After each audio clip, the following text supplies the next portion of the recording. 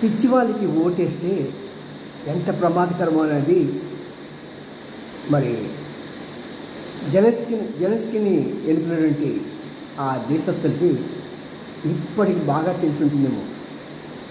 కారణం ఏంటంటే ఏదో ఒక ఛాన్స్ కదా అని చెప్పి ఒక సినిమా యాక్టర్ని అతన్ని ఎన్నుకోవటం మూలంగా ఆ దేశం నాటోలో చేరి రష్యాకి ఏదో ధమ్కీ ఇద్దాము సినిమా పట్టిలో అన్నట్టుగా జెలెన్స్కీ ప్రవర్తిస్తే యుక్రెయిన్ ప్రజలు దానికి మూల్యం చెల్లిస్తున్నారు.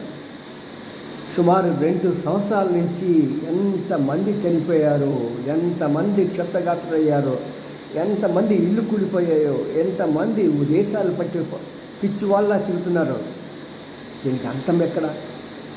పోనీ జెలెన్స్కీ యుద్ధం ఆపుదామంటే నాటో దేశాలు ఊరుకుంటాయా? ఊరుకోవట్లేదు. జాగ్రత్త, ఖబర్దార్ ప్రజలారా. ఒక